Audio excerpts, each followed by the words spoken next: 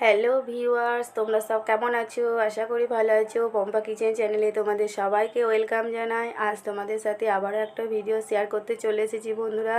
দেখো আজকে কি রেসিপি বানাই। তো আজকে বানাবো বড় লাইলন টেকা মাছের তেল ঝাল। তো বন্ধুরা দেখো মাছ নিয়ে নিয়েছি একটা বড় সাইজের।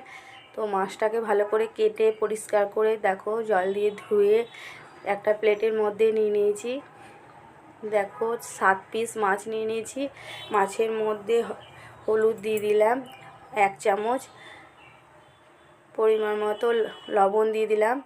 কড়াই বসিয়ে নিয়েছি ওভেনের মধ্যে। দেখো তেল দিয়ে দিলাম। দেখো মাছের মধ্যে একটু তেলও দিলাম। দেখো তেলের মধ্যে অল্প একটু হলুদ দিলাম। তেলটা গরম হয়ে এসেছে। একটু হলুদ দিলে গায়ে ছিটে না তেলগুলো, তার জন্য দেখো বন্ধুরা মাছগুলো এক এক করে দিয়ে দিচ্ছি তেলের ওপর। তো বন্ধুরা এইভাবে আমি মাছগুলোকে ভালোভাবে উল্টে পাল্টে সব ভেজে নেব লাল লাল করে। দেখো এক পিঠ হয়ে গেছে মাছ ভাজা। তো অপর পিঠটি খুন্তির সাহায্যে উল্টে দিচ্ছি।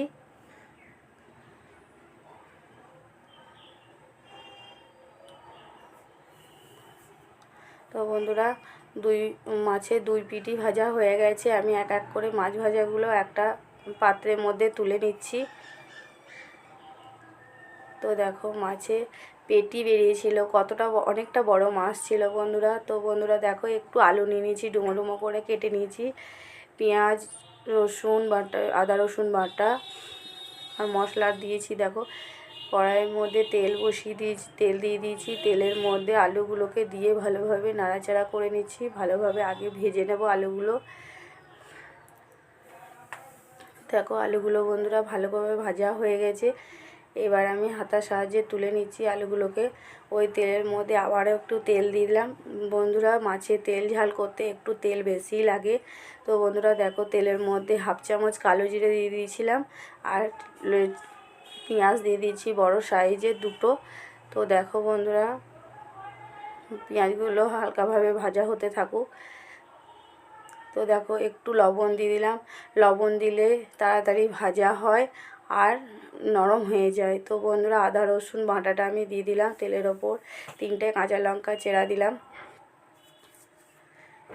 একটা টমেটো কুচি দিলাম।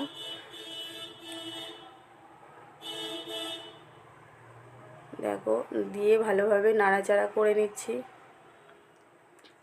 তো বন্ধুরা আদা রসুন বাটা ভাজাটাও হবে, এদিকে টমেটোটাও নরম হয়ে যাবে, পেঁয়াজটাও ভাজা হয়ে যাবে। তো আমি আজকে এইভাবেই রান্নাটা করলাম। তো বন্ধুরা দেখো সবগুলোই ভাজা হয়ে গেছে।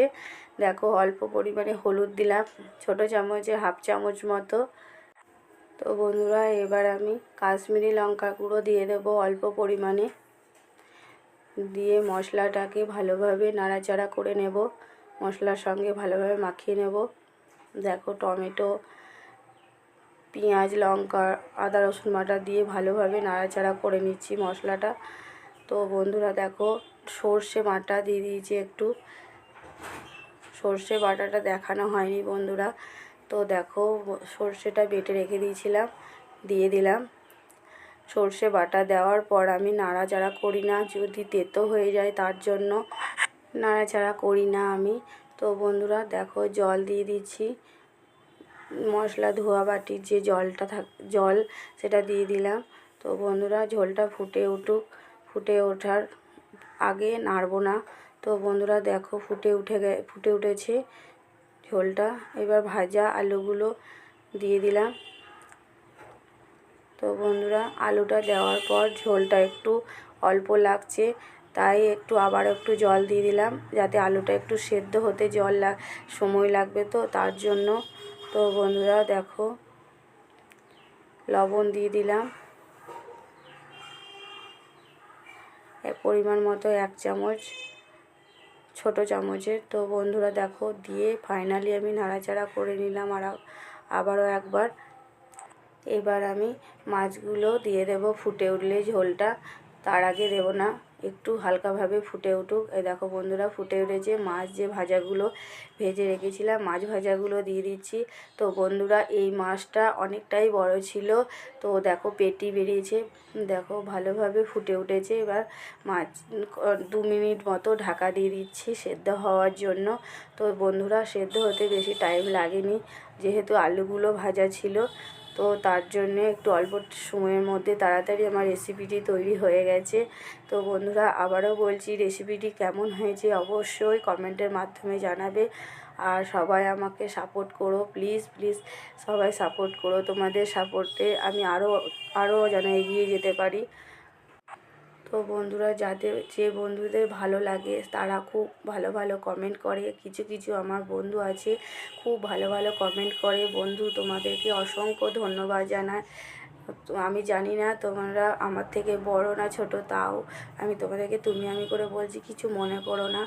তো অসংখ্য অসংখ্য ধন্যবাদ জানাই। এই ভালো কমেন্টগুলো আমি পড়ি, আমার খুব ভালো লাগে। আমার মনে আরও ভালো ভালো ইচ্ছা জাগে যে আমি আরও ভালো রেসিপি বানাবো, তোমাদের সাথে শেয়ার করব। তো বন্ধুরা তোমরা ভালো থাকবে, সুস্থ থাকবে। তো বন্ধুরা দেখো দুপুরে ভাতের সঙ্গে মাছের তেল ঝাল রেসিপিটি খুবই ভালো লাগছিল খেতে। তো দেখো তোমাদের সাথে সেটাও শেয়ার করে ফেললাম। তো বন্ধুরা আরও নতুন নতুন মাছের নতুন নতুন রেসিপি তোমাদের সাথে শেয়ার করব। তো দেখো বন্ধুরা দুপুরে খাওয়াটা আমাদের পুরো জমে গেছে, খুব সুন্দর লাগছে খেতে। তো বন্ধুরা দেখো আমার ছেলেও খাচ্ছে, ও এখন নিজে হাতে খেতে পারে তাই নিজে হাতে খাচ্ছে। তো বন্ধুরা খেতে খুব ভালো হয়েছিল, তাই ওটা আমাকে হাতের সাহায্যে দেখাচ্ছে। তোমরা সবাই ভালো থেকো।